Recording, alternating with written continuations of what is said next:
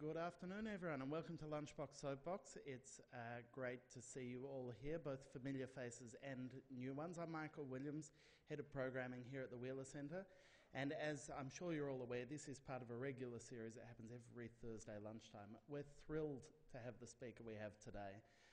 So before I say who it is, because you'll know that, could I ask you to turn your mobile phones off if you haven't already? That would be great. Today's speaker is an Australian institution, and she's not just advanced the field of cooking in Melbourne and Australia, but also writing and publishing. She is an absolute legend. I'm sure, like me, you all have a particular big orange tome sitting on the shelf at home, much spattered by stock and wine and other things. It was The Cook's Companion, Stephanie's signature publication. The Bible was published in 1996, and it must be in something like its 1,000th reprint by now. So please make very welcome Stephanie Alexander.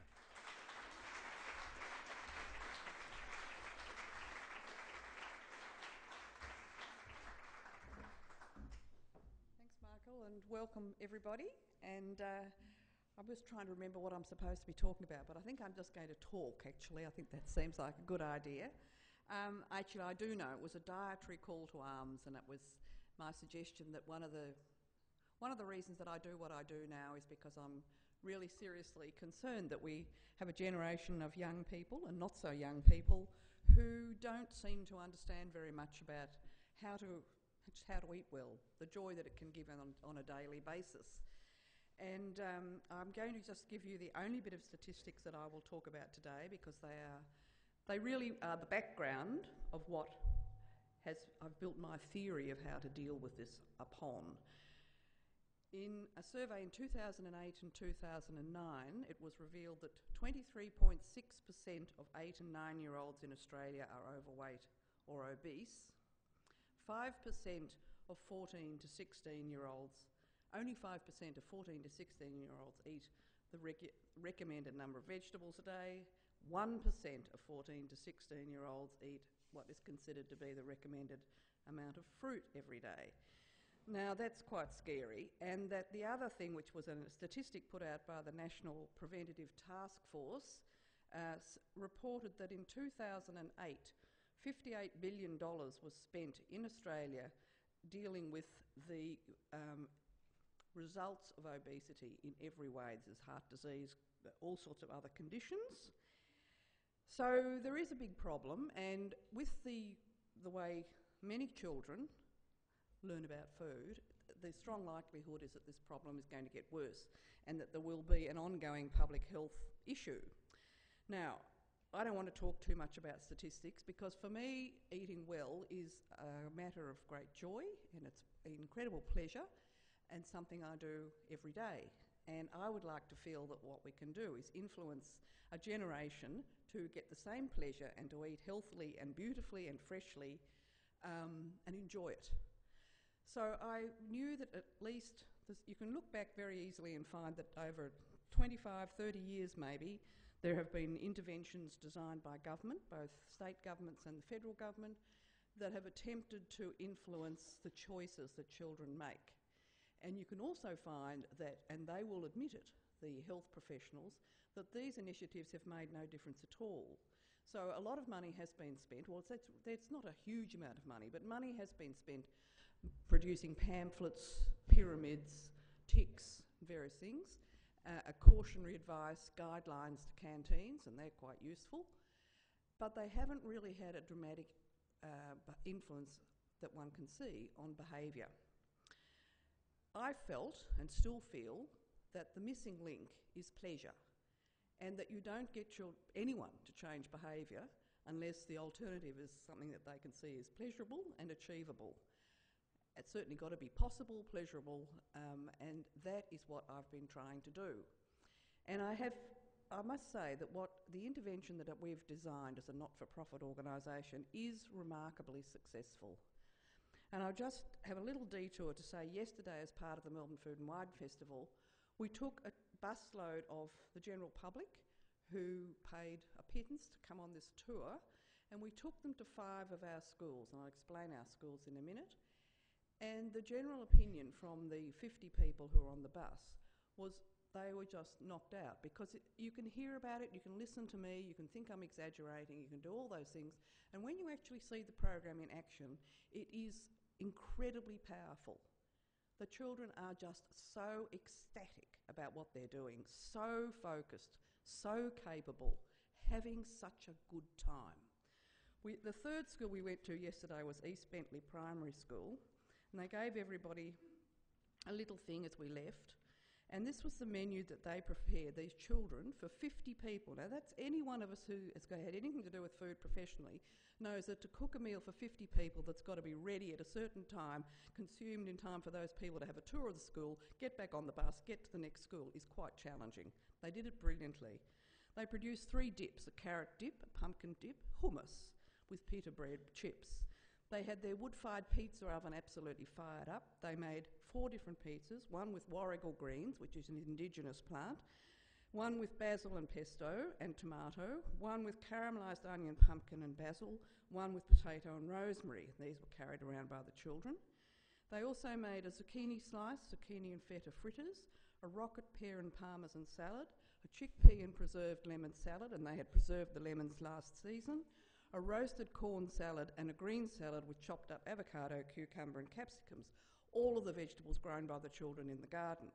They then offered us dessert, because we don't think there's such a thing as a bad food, pumpkin bars, mini pear muffins, carrot biscuits, and as we were all getting on the bus, and you know that yesterday was very hot, they handed us either a lemon or a kiwi icy pole, which they'd made themselves. Now, these children, I might add, are 8 to 11 years old. This was prepared by grade 5 and 6, so they were probably more like, on average, 10 years old. The food was delicious. They also gave me little statements. I like to pretend I'm a famous chef. I love Stephanie because she invented it. Well, that was nice. I like gardening because you don't have to spend your money on food. I like cooking because I like watching the mixtures change colour. I like cooking because we get to eat the food for free, various other things. Anyway, that was just an example of what happens in these schools. So to go back a bit, I decided that what I needed to do was to introduce a program at primary level, believing that the younger the children are influenced, the better, and that it would be on a weekly basis, so these children would have a session in the garden that they've created every week, and a double session in the kitchen every week. I had to find a school that was prepared to trial this program, which was Collingwood College. I then wanted to get politicians. I had to get a politician to come and actually see what was happening before my lobbying was going to bear fruit. So I got the then Minister for Education to come, to be given a tour of the garden by the children, to have lunch with the children, to listen to their comments, to watch their area of their competence as they move around the kitchen and the garden. And as a result of that, the Victorian State Government gave the first grant of $2.5 million, which enabled 40 Victorian primary schools to get seeding funding to start their own garden and their own kitchen and to start the program. Because Victoria was so successful, I was then able to get the Australian Government to get the Federal Minister for Health, actually it was pre-election, it was a pre-election commitment, to come and have a look at what was going on in Victoria, and as a result of that, $12.4 million was given by the Australian Government over a period of 4 years, and we're just at the beginning of year 3 of that funding. That is a promise to include a further 190 schools in the program. So today, we have 138 schools all around Australia, in every territory, in every state, who are introducing this program on a weekly basis to their students. 13,000 Australian children every week are receiving this education. This is changing lives. It is amazing to see. As I say, you can hear me talk and you can think I'm exaggerating, and I'm not exaggerating. I often do exaggerate, but with this, it's actually a knockout for me. I go to as many schools as I can, but as they are now spread so widely, there are many, many schools that I haven't visited. We get input from those schools that go on our website, and that's going to be increasingly our main means of communication. Well, in our new the latest funding round, with schools that have joined the program but haven't yet started classes, we have schools in places such as Bourke in New South Wales. Kubapedi.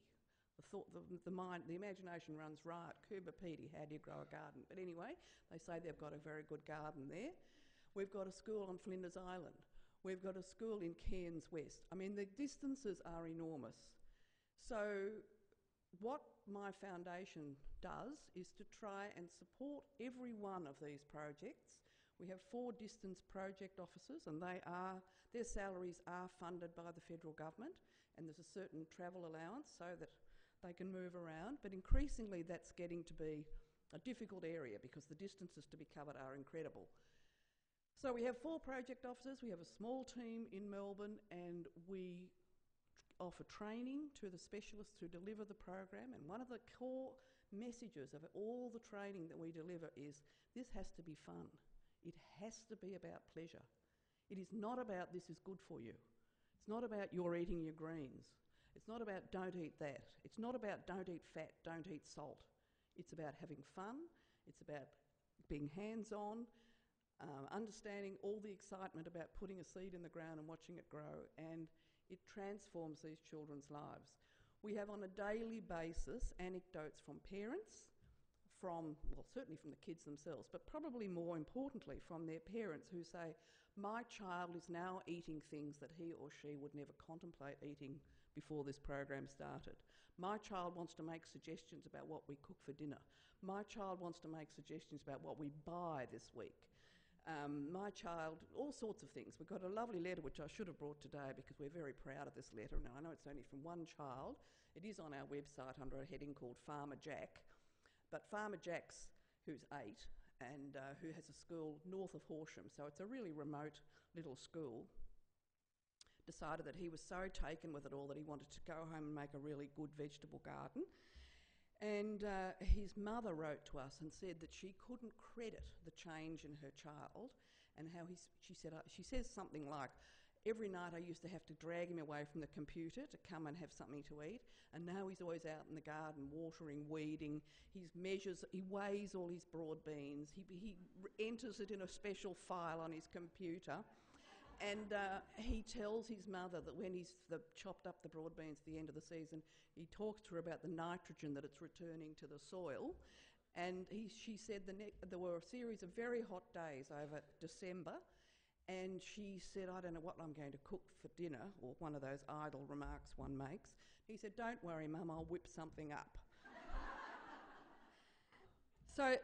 So we feel that what we're doing is really important, and it's very exciting to see, and it's the challenge for me is to prove that it changes behaviour in order to elicit further meaningful support from government. I've got nothing but praise for the way the government has supported us to this point, but it is a drop in the ocean. There are 7,000 government primary schools in Australia, and we are going to be in 260 of them probably by the end of 2012. So we've got a long way to go, although that's a very significant drop in the bucket. And it does mean that any school that's interested in this program in their own state probably has a school somewhere nearby that they can go and have a look at. And going to have a look at is certainly the most convincing way for a school population to consider what it means, because it's not easy. At the moment it's part funding only. There's a big responsibility on a school to actually make up the balance of funding. They have to support the specialist staff. Each school employs a part-time cook and a part-time gardener, and those part-time staff are paid for by the school itself. So sometimes the school charges a little levy, sometimes they fundraise, sometimes the principal is very creative and manages to squeeze a little bit from here and a little bit from there. We would like to feel that it didn't have to be quite so much of a challenge, because as you can imagine, that really means that as long as the commitment is there from a very strong principal, the school will maintain the program. There is a danger point if that principal moves on or some other crisis happens within the school and the budget has to be rejigged. There is always a danger point.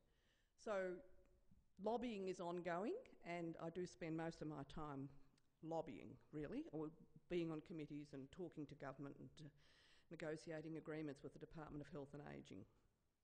We see the future being, for us, is in convincing education and health to get together and to understand that this program is both educationally rich as well as offering health benefits, which means that there ought to be money from health going into education. Big challenge. Government don't really like crossover departments, and so that remains a very big challenge for us. I think the last statistic, perhaps, which we worked out, because when Jamie was out here last week, he wanted a quick figure that he could get across in a second, and I thought it was quite good. And we worked out that in order to support a program like this in a school, that is, pay the part-time gardener and the part-time cook and provide the extra facilities that you have to buy, you know, the flour, the sugar, the whatever, it costs $11 per child per week. Now, $11 per child per week adds up to about $430 per annum for one child to get this program, which seems to me like a tiny little drip in the whole enormous education budget. So that's the one I'm hanging on to as being hopefully significant. I've probably talked for 20 minutes, have I? Should I be shutting up? I don't know what time I'm supposed to finish. 5, 4, 3, 2. Okay, 2. We have a wonderful website. The website is going to get even better. We're working on it right now. Kitchen Garden Foundation, all one word, .org.au. On the website, it's got lots of fun information. It's got lists of every school in every state. It's got information for schools that might wish to participate. It's got suggestions of how people can help us. Clearly, money is always a lovely idea, but every school requires volunteers. Because the instruction in the garden and in the kitchen is given in tiny groups, 4 or 5 children to a workstation, every school needs volunteers. And what we're finding in the school is that the volunteers have such a ball, and they come back year after year, and they say that we're learning a lot, you know, which is lovely. So anyone who's interested and has got half a day to spare and thinks they might be somewhere near a Victorian school that has one of these programs, ring the principal if you're interested and see if they need volunteers, and most of them do. And they treat their volunteers as gold, and you'll be, at least, the very least, you'll have a lovely cup of tea and you'll meet some lovely children and become really uplifted by the enthusiasm of these lovely little kids. They just are inspirational. And they're also very good cooks and very good gardeners. They're all taught to use proper chef's knives. Their parents freak out when they come, and I say, in 9 years, we've handed out about 4 Band-Aids.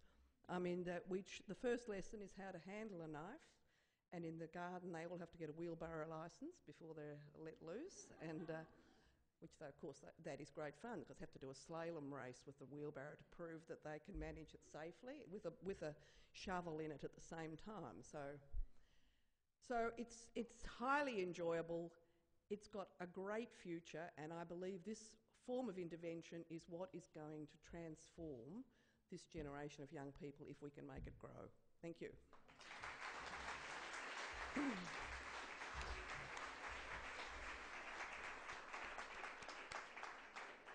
We do, as ever, have time for a couple of questions from the audience.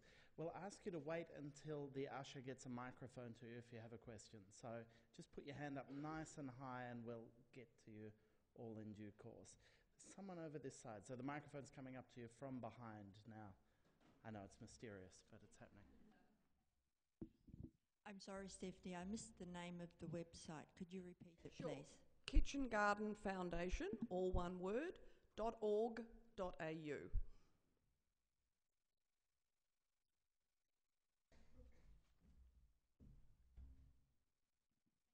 That was a great discussion there. What are your thoughts of starting it in kindergarten? We get a lot of inquiries from kindergartens. We get a lot of inquiries from independent schools. And all we can say to those schools at the moment, well, it's not all we can say, is we also have a subscription program, which means that those schools that I've mentioned are not at the present time eligible for grants, but if they subscribe to the foundation, they can get a lot of support from us. They get a copy of our magnificent implementation manual, they get access to the members area of the website, they get reduced rates for training and so on. So it's a good program, and in fact this morning was the very first meeting of the first group of subscribers, and that represents, I think, something like 28 schools, including 3 from New Zealand, and they all came together today for the very first time to talk about what that means being a subscriber. And it's also a good way for a school to start off. I mean, a preschool, and then of course they don't use the logo. We don't give them the logo as a subscriber, but they are free to develop their program according to their needs, but we're at least solving a lot of the problems for them so they don't have to reinvent the wheel. The age would be okay. Well, the school or the preschool would probably modify how they present the program.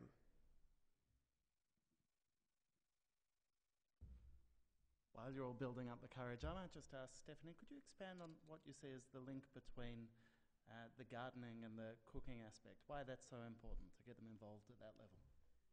Well, it's part of the magic for start. The magic of growth is very, very powerful also. When the children plant their broad beans and see the plants grow, understand about the water, understand about mulching, watch the plants grow, get to the point where they recognise what is ripe.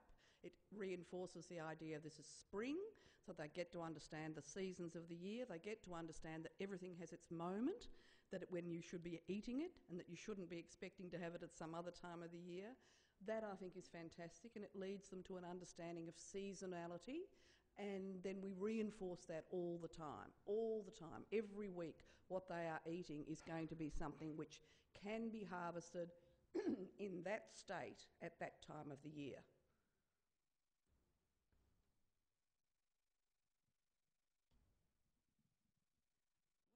What do they install as the equipment for the kitchens? Because presumably a primary school doesn't have one. The kitchens are the biggest challenge. No government primary school in Australia, as far as I know, has a teaching kitchen, unless it's a P to 12 school, and then it would have an old home economics classroom, which may or may not be lovely, often isn't. So the school has to therefore, and the part of the funding goes towards this, usually convert an already existing space in the garden. It might be a classroom, or in several cases I can think of, it was a library. They had a new building for the library, so they had this quite good space. And then there's guidelines, again in the manual that every school would get, saying it must have 5 workstations, there are certain non-negotiables, because we know it's not a fry pan in the staff room. This is actually a proper, lovely benches, standard height benches, none of this down here stuff. We want children to be able to go home and transfer what they've learnt during the day to mum's kitchen, to work in exactly the same situation. So they must have 4 cooking stations, usually 5, unless it's a tiny school, and they must have enough room in that space so that everybody can sit together at 3. They usually have 3 tables, ovals or rounds, and they also have a harvest bench on which they put all the produce that's come in from the garden, so it looks beautiful. And that's the teaching kitchen, and that represents a lot of money. Having said that, I was the week before last in Banarkin, which is a minute place in Queensland, about 3 hours west of Brisbane, and they had built the most fantastic kitchen. Pity I can't show it to you, it's on my phone. But 44 IKEA flat packs that ported from Brisbane in 1 ute and 2 private cars, and a very clever man and his 2 friends put it all together. It is so beautiful, and it cost them $12,500 to put this amazing kitchen together. Weighed 1.4 tonne, he told me proudly. And it was determination, an entrepreneurial principle, a committed staff, a committed school council. We need all of those things. Stephanie, last year when my daughter was at a private kindergarten, they used your idea and the children grew their vegetables, and they had volunteers such as myself as a grandma to come in and help. And to help with the costing, the funding, the parents, there was a list on a board and the parents donated some of the vegetables, but the children grew what they could grow. And it was a fabulous experience. I did it a couple of times during the year. But with kinder children, of course, you know, there's things such as wielding the knives and the fry pans and that sort of thing that is quite tricky, and they actually have to learn it. But I was just pleased to see that my granddaughter really has picked up on cooking and eating well, and it was really worthwhile. But it was in the private system, not in the state system. I think for a lot of private schools the money is not going to be a problem, but I still believe that they would be well advised to be subscribers, because we really have been down the road of so many different problems and challenges and have developed the best way of proceeding. And rather than having everybody struggle to work out how to do it, let them pay $500, I think it is, to be a subscriber and get the good oil.